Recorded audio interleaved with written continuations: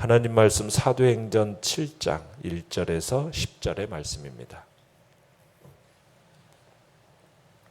사도행전 7장 1절에서 10절의 말씀 우리 한 목소리로 같이 읽겠습니다. 시작. 대제사장이 이르되 이것이 사실이냐?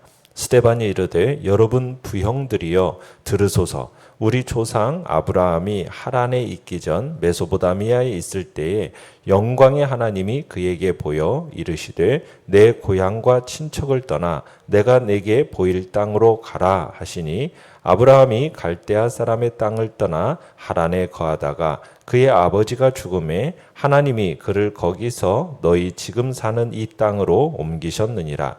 그러나 여기서 발붙일 만한 땅도 유업으로 주지 아니하시고 다만 이 땅을 아직 자식도 없는 그이와 그의 후손에게 소유로 주신다고 약속하셨으며 하나님이 또 이와 같이 말씀하시되 그 후손이 다른 땅에서 나그네가 되리니 그 땅 사람들이 종으로 삼아 400년 동안을 괴롭게 하리라 하시고 또 이르시되 종 삼는 나라를 내가 심판하리니 그 후에 그들이 와서 그곳에서 나를 섬기리라 하시고 할례의 언약을 아브라함에게 주셨더니 그가 이삭을 낳아 8해 만에 할례를 행하고 이삭이 야곱을 야곱이 우리 12조상을 낳으니라. 여러 조상이 요셉을 시기하여 애굽에 팔았더니 하나님이 그와 함께 계셔 그 모든 환난에서 건져내사 애굽 왕 바로 앞에서 은총과 지혜를 주심에 바로가 그를 애굽과 자기 온 집의 통치자로 세웠느니라. 아멘. 오늘 말씀의 제목은 눈에 보이는 땅 대 하나님의 약속이라는 제목으로 말씀을 나눕니다. 이 7장, 사도행전 7장은 모두 스데반의 연설로 이루어져 있습니다. 지금 천사의 얼굴을 한 스데반이 그의 복음 증거를 받아들이지 않고 고소하는 이 사내들인 법정에서 전혀 두려워하지도 않고 떨지도 않는 가운데 담대하게 연설을 하고 있는 겁니다. 그리고 나서 이제 우리가 7장 끝에 보면은 그를 변호하기 위해 하나님의 보좌 우편에 서 계신 예수님을 증거하면서 그를 닮은 모습으로 장엄하고 영광스러운 순교의 제물로 마치는 모습이 7장의 전체 내용입니다. 우리가 어제 봤던 6장 8절에서 15절의 내용은 스데반 집사를 고소하는 이 거짓 증인들의 고소 내용이 나오는데 두 가지였죠. 6장 11절에 보시면은 스데반이 모세와 하나님을 못 오겠다라는 겁니다. 그러면서 이 거짓 증인들은 이 그의 죄과를 13절에서 더 상세하게 설명하는데 이 사람들이 이 거룩한 곳과 율법을 거슬러 말했다. 이렇게 얘기를 하는 거죠. 그러면서 또 이어서 얘기하는 게 뭡니까? 성전을 헐고 모세의 율법을 고치겠다 말한 이 나사렛 예수의 추종자로서 모세와 하나님에 대한 그 신성 모독적인 발언을 했다라는 것이 죄목입니다. 여기서 지금 지극히 중대한 이중적인 비난인데요. 왜냐하면 유대인들에게 있어서 성전이라는 것과 율법이라는 것은 정말 더없이 신성하고 귀중한 것이었어요. 성전이라는 것은 거룩한 곳이고 하나님이 임재하시는 장소입니다. 율법이라는 것은 거룩한 경전이에요. 하나님의 뜻과 생각이 계시되어져 있는 말씀이 바로 율법입니다. 그러니까 성전은 하나님의 집이고 율법은 하나님의 말씀인 거죠. 그러니까 이 둘 중에 하나라도 거슬러 말한다라는 것은 하나님을 거슬러 말하는 것으로 본 겁니다. 그러니까 신성 모독이라는 거예요. 자, 그래서 이제 이 두 가지에 대한 부분에 대한 신성 모독죄로 지금 스데반을 고소하게 된 겁니다. 자, 이 거짓 증인들의 고소를 들은 이 사내들인 법정의 의장이 오늘 7장 1절이 바로 대제사장이 이제 얘기를 하는 거죠. 스데반에게 묻습니다. 뭐라고 묻습니까? 이것이 사실이냐 하고 물어요. 자, 이에 이제 스데반이 기다렸다는 듯이 연설을 하기 시작을 합니다. 스데반은 자신에 대한 변호를 하지 않습니다. 대신에 유대인들의 조상인 아브라함으로부터 시작해서 지금 자기를 고소하고 있는 이 현 시대의 사람들에 이르기까지 이스라엘의 역사 전체를 핵심적으로 설명하는 내용이 이 스데반의 연설입니다. 지금 유대인들이 성전을 소중하게 여긴 것은 지금 하나님께서 그의 이름을 거기에 두시겠다. 그래서 자기의 백성을 만나시겠다 하는 그 약속 때문에 이 성전을 소중히 여기는 거거든요. 그런데 이 유대인들이 그릇된 결론을 내려버렸어요. 어떤 결론이냐면 여호와 하나님을 성전하고 너무나 완전히 동일시시켜버린 겁니다. 그 결과 이 성전의 존재를 마치 하나님의 존재인 것처럼 그리고 하나님의 보호를 보장받는 것처럼 생각해버린 거예요. 그러면서 성전의 파괴가 마치 하나님이 그들을 버렸다라는 의미로 생각하게 된 겁니다. 자, 그런데 이 내용은 선지자들이 통렬하게 비난했던 내용이에요. 그러니까 하나님은 어떤 분이신가? 어떤 분이신가에 대해서 이제 스데반이 이제 이야기를 하는 거예요.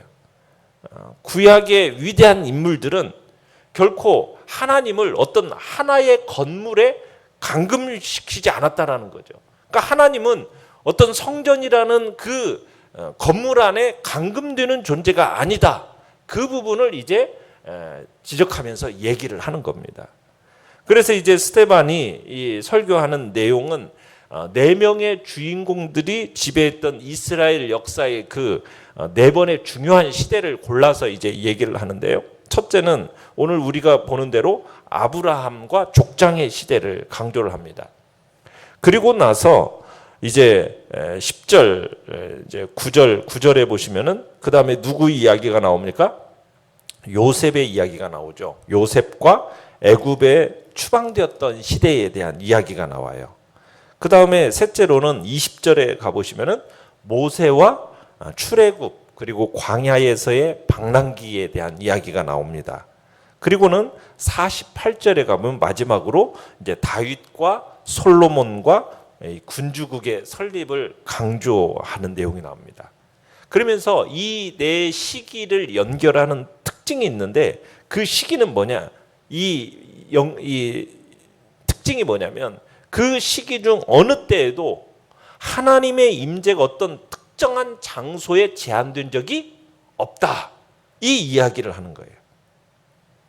그러니까 이와는 반대로 하나님은 어떤 성전이라는 그 건물에 마치 갇혀서 거기에서만 활동하시는 하나님이 아니라 구약의 하나님, 여호와 하나님은 살아계신 하나님으로서 항상 움직이시고 활동하시는 하나님. 항상 자기 백성이 새로운 모험을 하도록 불러내시고 항상 그들이 가는 길에 동행하시고 그 길을 인도하시는 분, 그분이 하나님이시라는 것을 이제 강조하면서 스데반이 얘기를 하는 겁니다.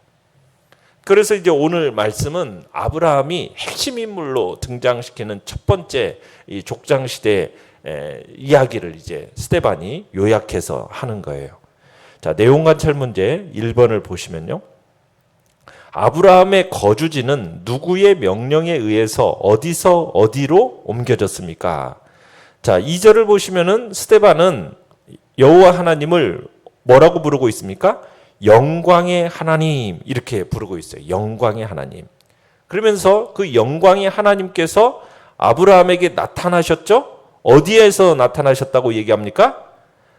아직 메소포타미아에 있을 때 나타나셨다고 그래요. 그러니까 메소포타미아는 어디냐면 갈대아 우르입니다. 갈대아 우르.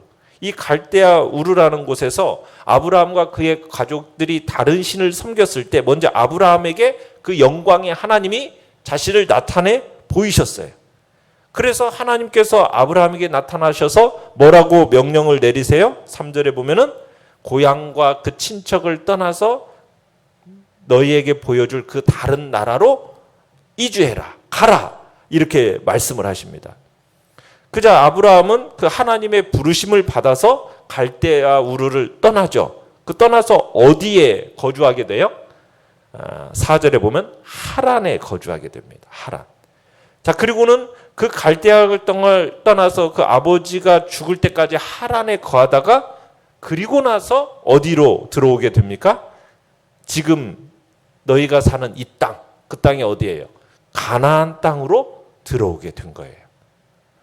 자, 그러니까 아브라함의 거주지는 바로 영광의 하나님에 의해서 지금 갈대아 우르 메소포타미아라는 곳에서부터 가나안 땅으로 옮겨지게 된 거죠.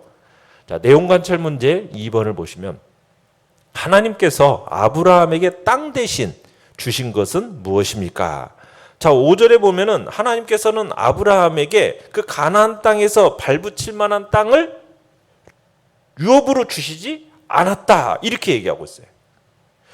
땅을 유업으로 주신 것이 아니라 그 대신에 뭘 주셨다고요? 이 땅을 아직 자식도 없는 그와 그의 후손에게 소유로 주신다라는 뭘 주신 거예요? 약속을 주신 거예요. 약속. 아직 이 땅을 상속할 씨도 주지 않았어요. 하나님께서는 아브라함에게 땅 대신에 뭘 주셨다고요? 약속을 주신 거예요. 약속.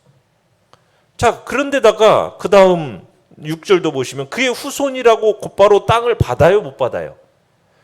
즉시로 유산을 받지 못해요. 왜요? 이 사람들은 다 어떻게 돼요?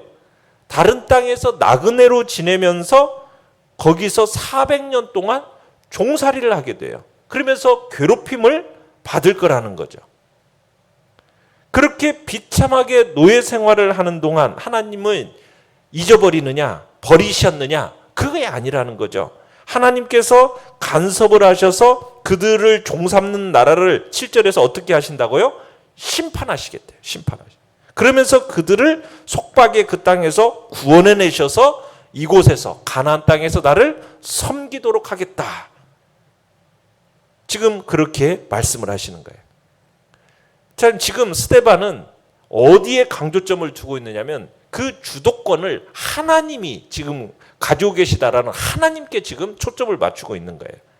나타나시고 말씀하시고 보내시고 약속하시고 심판하시고 구원하시는 분이 누구입니까? 하나님이세요. 갈대아 우르에서 하란으로, 하란에서 가나안으로, 가나안에서 애굽으로, 애굽에서 다시 가나안으로. 그러니까 하나님께서 지금 이 백성의 순례 여행의 각 단계를 인도하고 계셨던 거죠. 그러면서 하나님이 그들과 함께 계시는 거예요. 그러면서 그들에게 8절에 보시면 뭘 주셨어요? 그들과 함께 계신다라는 그 언약, 그 표시가 뭘로써 그들에게 주어진 겁니까? 할례의 언약으로 주어진 거예요. 할례의 언약. 그러니까 여호와 하나님께서 아브라함에게 그와 그의 후손에게 복 주시겠다. 엄숙한 약속을 하시면서 그 언약에 대한 보증으로서 뭘 주셨다고요? 할례를 주셨다는 거예요. 할례.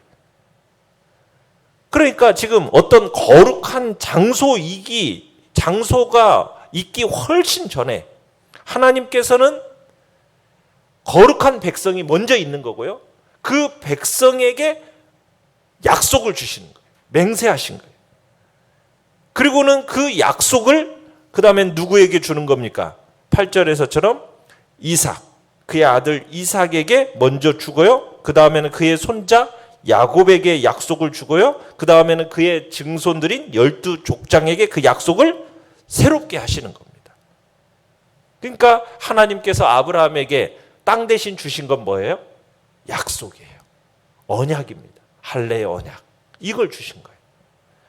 자, 연구와 묵상 문제 3번입니다. 스데반은 왜 하나님께서 아브라함에게 발붙일 만한 땅도 주지 않으셨다고 강조했습니까? 왜 지금 발붙일 만한 땅, 이것을 주지 않았다고 왜 강조했겠어요? 지금 유대인들이 뭐에 집착하는 거예요? 보이는 땅, 보이는 성전, 건물, 여기에 집착하니까 지금 이 얘기를 하는 겁니다. 그러니까 사실 유대인들은 그 땅을 주시기로 한 하나님과 그분의 약속에 주목했어야 되는 거거든요. 그래서 처음 아브라함이 하나님에 대한 믿음을 가졌을 때 성전도 없었다라는 거예요. 가나안 땅도 아니었다라는 거예요. 어디에서? 메소포타미아라는 그 땅에서 영광의 하나님이 나타나셨고 그 약속의 땅을 메소포타미아에 있을 때 보여주셨다. 영광의 하나님이 이 가나안 땅, 그 땅이 아니라 이미 메소포타미아, 갈대아 그 사람의 땅인 그곳에서 여호와 하나님이 나타나셨다. 그리고 아브라함이 하란에 거하는 동안에 그의 부친이 죽었을 때 약속의 땅으로 옮기게 하신 분이 바로 하나님이시고, 그리고 아브라함 자손이 다른 땅에서 나그네가 되어 살다가 다시 약속의 땅으로 돌아오게 될 것을 말씀하신 분이 하나님이시다. 비록 아브라함과 그의 자손이 거주하는 땅은 어떻게 돼요? 계속 변동이 있잖아요. 그죠? 아브라함은 갈대아 우르, 하란, 가나안, 애굽, 또 가나안, 계속 땅은 변동해요. 그렇지만 아브라함과 그의 자손을 인도하시는 하나님은 변해요, 안 변해요? 불변하시는 거예요. 그러니까 하나님께서는 어느 곳에나 계시는 분이다. 그러니 그 하나님의 말씀을 믿고 순종하는 것이 그게 산제산 거다. 약속을 신뢰하는 믿음, 그 믿음이 바로 아브라함을 믿음의 조상으로 만든 거라는 거죠. 그러니까 믿음의 족장 아브라함이나 이삭이나 야곱의 삶이라는 것은 지금 어느 한 곳에 정착된 신앙이 아니었어요. 그죠? 계속 옮겨 다니는 신앙이었어요. 어떤 장소가 아니었어요. 보이는 땅, 장소가 아니었어요. 또 어떤 성전과 같은 건물도 아니었어요. 어떤 종교 의식에 사로잡히는 것도 아니었어요.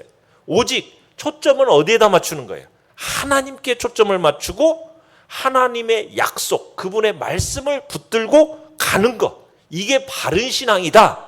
지금 이렇게 증거하고 있는 거죠. 왜? 지금 유대인들이 자꾸 자기의 그 가나안 땅, 그곳에서만 하나님이 역사하시는 것처럼, 보이는 성전, 그 성전 속에만 하나님이 거하시는 것처럼 그렇게 얘기를 하니까, 그게 아니라 하나님은 모든 땅 어느 곳에서든지 무소부재하시고 불변하시면서 그 약속을 따라서 이렇게 진행되어지는 거다. 이렇게 지금 스데반이 말을 하고 있는 겁니다. 느낀 점 4번입니다.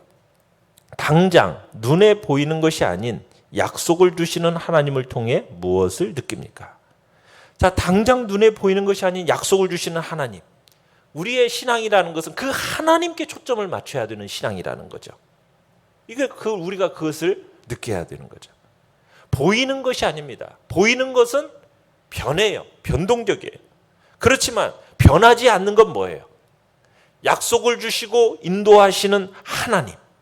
그분은 변하지 않으십니다. 그리고 우리에게 그 변하지 않는 말씀하신, 약속하신 그 하나님의 말씀은 변하지 않는 거예요. 그러니까 우리가 초점을 맞춰야 될 게 뭐냐? 눈에 보이는 것에 고정될 게 아니라 약속을 주셔서 어디서든지 성도의 삶을 인도하시는 그 하나님께 초점 두는 것이 올바른 신앙이지, 그 하나님께 초점을 두지 못한 채 자꾸 보이는 어떤 것에 마음을 두는 것은 어리석은 신앙이라는 거예요. 사람들이 만들고 봉헌한 이 성전에 그 눈이 사로잡혀가지고 성전을 만들게 하시고 받으시는 하나님께 초점을 두지 못한다면 그건 매우 어리석은 것이다. 성전보다 중요한 게 무엇인가? 하나님이고, 하나님은 손으로 지은 곳에 계시지 않는다라는 것을 기억해야 할 것을 스데반은 지금 강조하면서 지금 얘기하고 있는 겁니다. 그래서 하나님의 백성인 우리들이 붙들고 나아가야 할 게 무엇입니까?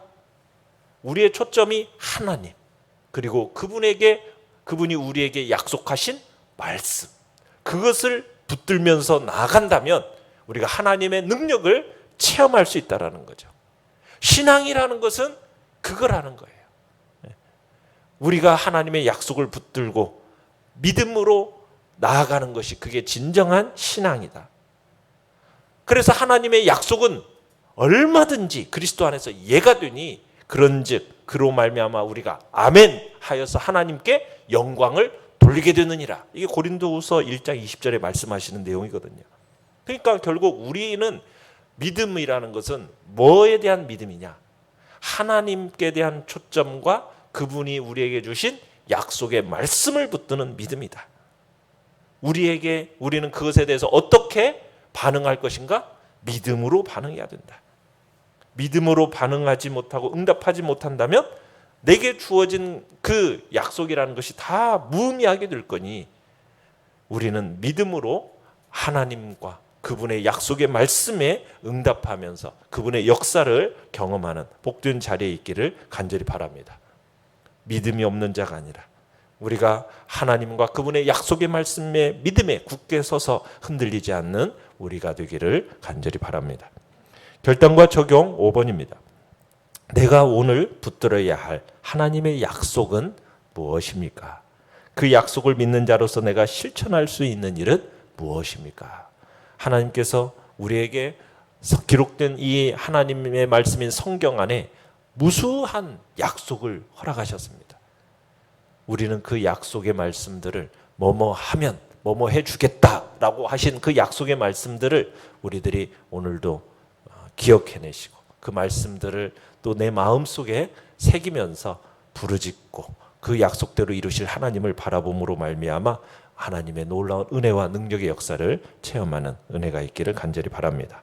오늘의 기도 같이 읽겠습니다. 시작. 눈에 보이는 땅이 아니라 하나님의 약속을 굳게 믿고 살아가게 하소서. 아멘. 말씀을 생각하면서 기도하시고요. 연약한 우리의 지체들을 위해서 기도해 주시며 코로나